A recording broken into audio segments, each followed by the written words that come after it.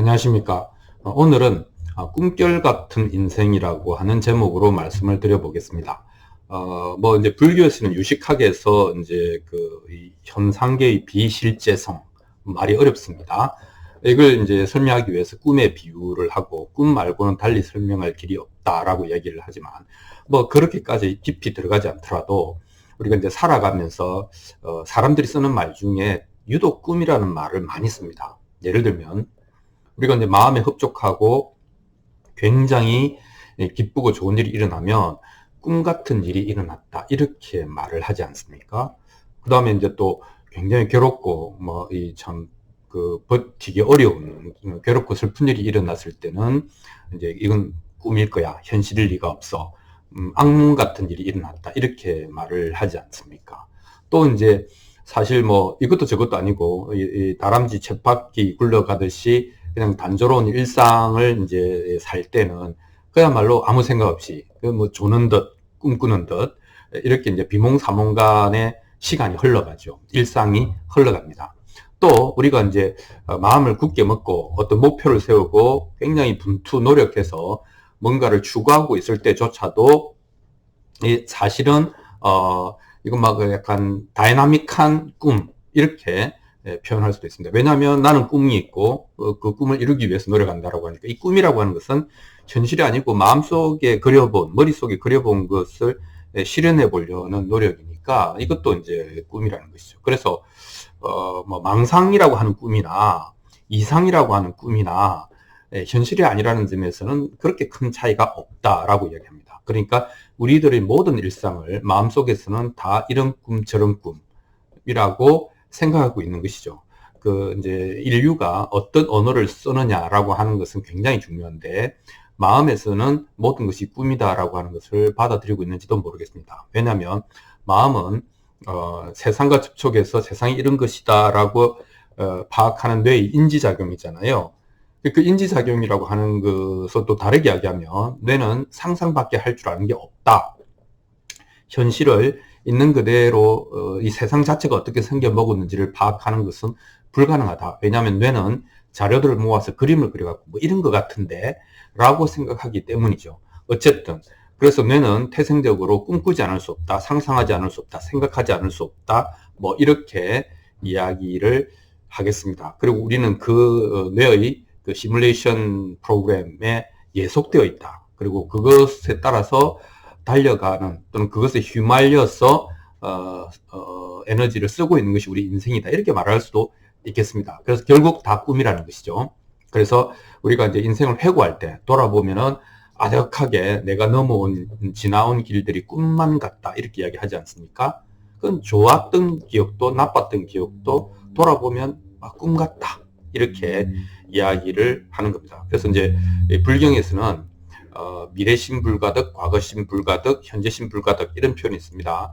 미래, 현재, 과거라고 하는 것을 내가 붙잡을 수가 없다 라고 하는 것이죠. 그러니까 이거는 내가 붙잡을 수 없는 것은 뭡니까? 꿈 같다, 약간 허망하다는 표현도 조금 들어갈 수 있습니다. 과거에 무엇을 얻었든 과거에 무엇을 잃었든 지금 나는 그것을 잡을 수 없다 라고 하는 것에서 꿈이라고 하는 표현이 비교적 적절할 것 같다라고 하는 겁니다. 우리는 이 꿈이라고 하는 그 비유 혹은 표현을 괴로움의 소멸이라고 하는 마음 공부와 결부시킬 필요가 있다 이렇게 생각하고 있습니다.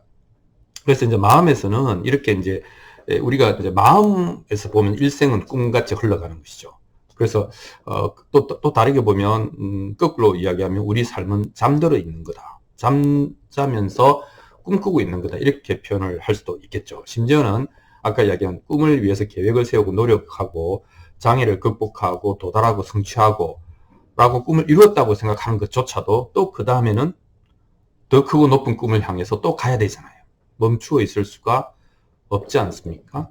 그러니까 우리는 어떻게 보면 꿈에 사로잡혀서 꿈에게 불임을 당하고 있다 이렇게 이야기를 할 수 있겠습니다.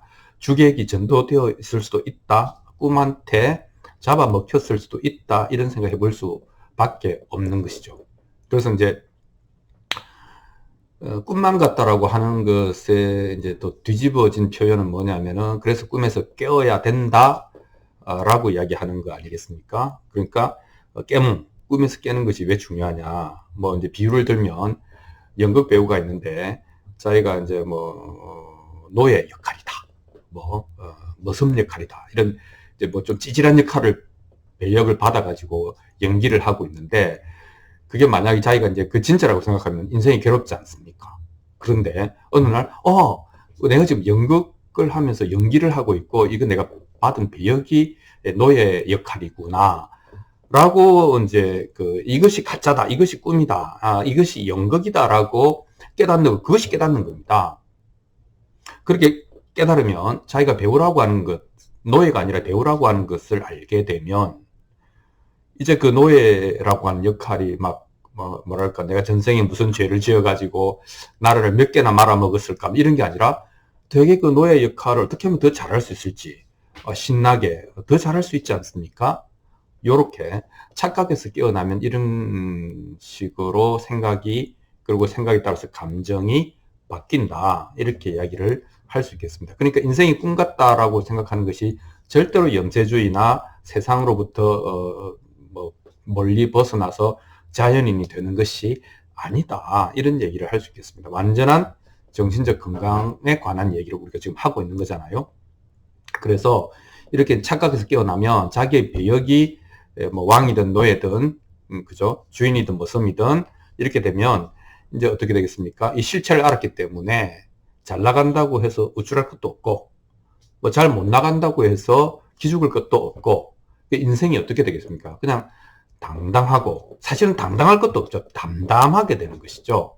그렇게 해서 그냥 하고 싶은 일을 즐겁게 신나게 하다가 이제 가는, 이런 것들이, 이런 삶이 가능해진다, 이렇게 이야기할 수 있겠습니다. 그래서 우리가 뭐 좋은 꿈도 꿈이고 악몽도 꿈이잖아요.